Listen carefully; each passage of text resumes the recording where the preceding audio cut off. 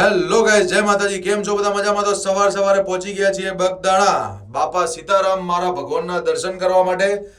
તો દેખી શકો છો તમે, બધા દર્શન કરી લો બાપા સીતારામના, અને કમેન્ટમાં જય શ્રી રામ લખવું ભૂલતા નહીં.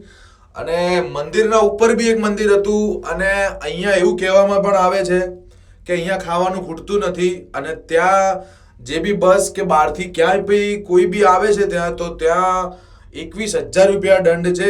કોઈએ બી ત્યાં બેસીને ખાવા બનાવ્યું, ત્યાં હોટલો કંઈ જ નથી. તો હવે પહોંચી ગયા હતા ભગુડા ધામ, મારી માં મોગલના ધામ. તો દેખી શકો તમે કે ત્યાં ભીડ કેટલી છે. તો ભગુડા પહોંચી ગયા છીએ, દર્શન કરી લો મારી માં મોગલના. તો આ દેખી શકો તમે કે કેવો નજારો છે. મંદિર બહુ અંદર છે, દૂરથી મંદિર એટલું બધું દેખાતું નથી. ત્યાં બિલાડીના રૂપે માતાએ દર્શન પણ આપ્યા એવું અંદરથી અમને લાગ્યું, કારણ કે ત્યાં મંદિરમાં દૂરથી એટલું બધું મંદિર દેખાતું નથી, પણ અંદર જઈએ ને ત્યારે મંદિરના દર્શન થાય છે. અને આ બધા જે ફોટા તમે દેખી શકો છો કે આ માતાજીએ છોકરા જેને જેને આપેલા છે, કે એવું કંઈક માન્યતા એવી છે કે ત્યાં જે છોકરા આપેલા ત્યાં બધા ફોટા લગાડે છે, એવું મને એવું લાગ્યું ને મેં પૂછ્યું બી.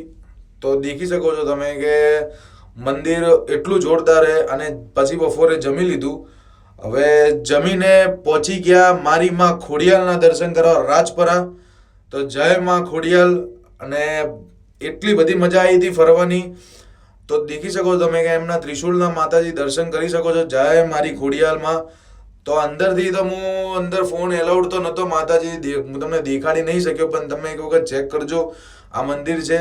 ભાઈ મંદિરથી પહોંચી ગયા સાળંગપુર. જય બજરંગબલી, જય શ્રી રામ. સાળંગપુરમાં ભાઈ પ્રતિમા એટલી જોરદાર લાગે, રિયાલિટી. અંદર તમે દર્શન કરવા આવશો ને ત્યારે ફોટો દેખશો, મતલબ આ જે પ્રતિમા દેખશો ત્યારે તમને લાગશે કે પ્રતિમા બહુ મોટી છે. બાપાના દર્શન તો થયા નહીં, પણ દૂરથી થયા, કારણ કે ત્યાં મંદિરમાં બહુ ભીડ હતી. અને જય શ્રી રામ, જય બજરંગબલી, કષ્ટભંજન દેવ. તો ત્યાં એમના દર્શન કરી લીધા છે. હવે કરીને પહેલાં તમે એક રાતનો હું તમને એક વ્યૂ બતાડીશ કે ત્યાં મંદિર 7:30-8 વાગે જેવું મંદિર કેવું લાગે છે. દેખી શકો છો તમે કે મંદિરની લાઇટો એટલી મજબૂત છે અને લાગે એટલું જોરદાર. અને દાદાનો ફોટો છે. જય મહાદેવ, જય હનુમાન દાદા. તો ત્યાંથી અમે નીકળી ગયા ચોટીલા માટે. પહેલાં રાતે રોકાયા હતા ચોટીલામાં જ રોકાયા હતા રાતે. જલારામ કરીને કંઈ ટ્રસ્ટમાં હતા મંદિરમાં.